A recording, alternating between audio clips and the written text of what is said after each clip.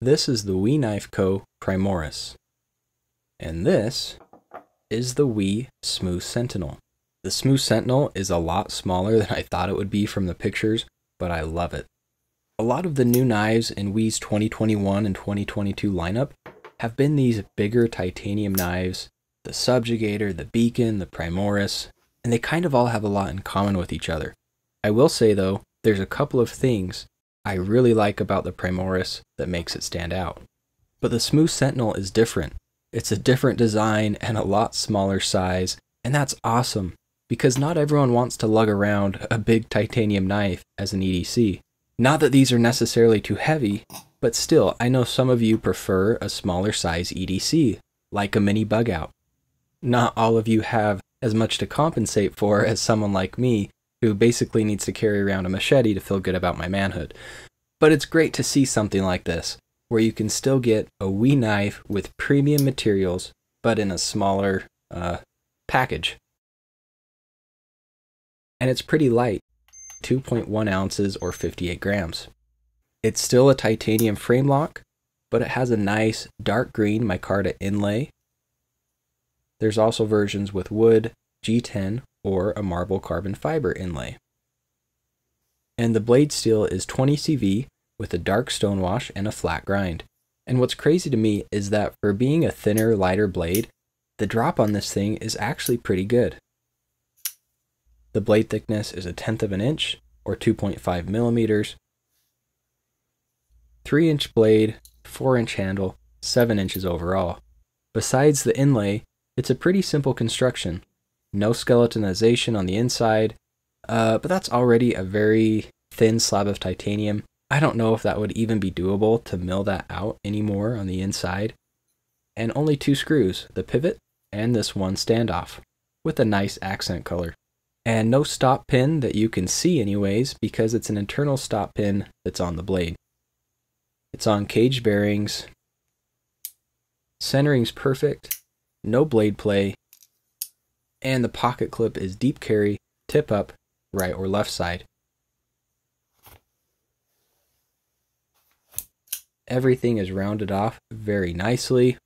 Sweet little knife. I want to show you an alternative though. Maybe you like the size and weight of the Smooth Sentinel, but don't like the price tag, because they're like $180 to $200. This is the CIVIVI Bo. Originally, these were released with like a carbon fiber handle, I think, and then a few months later, they released these plain G10 versions that are even cheaper. So this is only like $65, and that's before any discounts. With my promo code SHARPAF, it would be like $59. And they're in stock right now, purple or black G10. And if you look at these side by side, they have a very similar profile, and blade shape even. Similar flipper tab too. The bow is about 1/4 inch shorter overall, and the handle on the Sentinel tapers off and curves a little, and where this is a titanium frame lock with 20 CV, this is a liner lock with Nitro V blade steel. So the bow is obviously more of a budget option, but still great materials, great size and weight, and they weigh exactly the same, 2.1 ounces. Now, if I'm being honest with you, there's times I look at the bow and I'm like, that is the stupidest knife ever. There's nothing really that cool about it. It's so simple. It's just stupid. And then the next day I'm like, this is the best knife ever. It's perfect. It's such a great, lightweight and slender knife. It takes up like no real estate in your pocket. It's very slicey. It's awesome. And it's cheap. So anyways, I kind of have a love-hate relationship with the bow. But absolutely, it's a recommendable knife. It kind of reminds me of the Elementum in its simplicity, but obviously much more narrow. Great action. Deep carry clip. Right side only, it looks like on this one.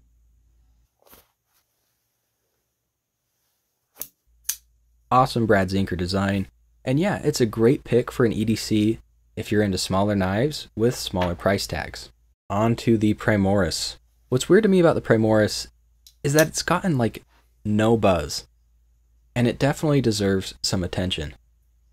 But it's a titanium frame lock with 20 CV blades still, and here's what's notable about it compared to some of their other offerings. It has some very aggressive jimping.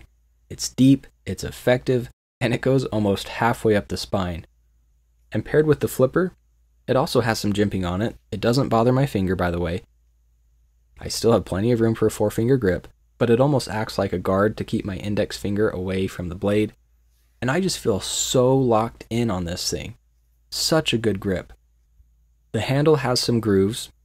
They're pretty minor and it doesn't split my fingers in a weird way or anything. But compared to the other Wii knives that I've handled from 2021, 2022, I feel so much more confident about my grip on this one. And that's important, especially on a titanium knife that generally can be a little more slippery than some other more textured materials. And so if you're looking for a good user, or maybe you could be in wet conditions, this could be a pretty nice knife to have. There's a nice swedge here, very attractive looking blade, thick 4mm blade stock, but it gets decently thin behind the edge, flat grind, dark stonewash on this version, but there's other versions with a gray stonewash, 3.5-inch blade, 4.5-inch handle, and 8 inches overall. The action, awesome. Great deployment, solid lockup. All of these you can push button, by the way, but you do kind of have to give it some gas. You really got to push that button. But you know, for normal light switch, awesome. Very difficult to fail. And the drop is great. It's not fall shutty, but it's shake shutty. Deep carry clip, reversible. Nothing too fancy about the clip, but it's functional. 2 standoffs. That one's in there a little further than I'm used to. Interesting. And a lanyard post. Is there a lanyard post on the Sentinel? No, there is not. There's not really room for a post or a hole with the way that handle's shaped. What about the bow? The bow has a lanyard post too. And the Primoris also has an internal stop pin like the Sentinel. It's kind of interesting having the tracks milled into the titanium for those pins. But internally, no milling, just a flat slab on the inside. On the outside, they at least broke it up a little with these speed lines and these grooves, and a little bit of milling around the edges. But yeah, this is an awesome knife. I'm not sure why it hasn't gotten as much attention as some of the others. Okay, real quick, some gripes. The Primoris, you know, is a $200 knife. I'd like to see some internal milling to help reduce the weight. Not that it's too heavy, it only weighs like just over 4 ounces, or 116, 118 grams. But obviously they're cutting some costs here by not doing that. And they haven't done it on a lot of their newer knives. And the pocket clip is just a basic clip. Sometimes on knives in this price range, we get a unique milled titanium pocket clip and some more details and extra work on the knife itself. The Sentinel.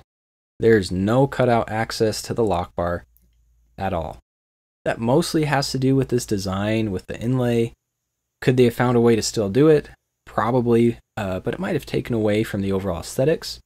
But anyways, you do kind of have to dig in there to get it. Honestly, it doesn't bother me really. It doesn't pinch my thumb or anything. If it needed any more force to release the lock, I could see it causing more problems. And on the bow, we do have cutout access, a lot easier to do on this design, but I don't like how messy it is over here. There's 4 screws all very close together, and you got the row of 3 right here. Why not just bump that all up and let the clip carry a little deeper and just have 2 screws right here instead of 3? The Sentinel is like that too, but it doesn't bother me as much for some reason.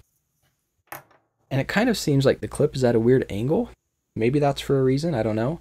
Well, I guess it kind of follows that line swooping in on the scale. But anyways, I really like all 3 of these. If I could only buy one, I'd probably buy the Zinker. That's not what it's called. The bow, the Brad Zinker bow. It just seems like such a great value for the price. And I normally carry budget knives myself. But these are great too if you want more premium materials and don't mind spending the extra money. Thanks for hanging out with me this far. Don't forget to like and subscribe. That's it for me, guys. Thanks for watching. you.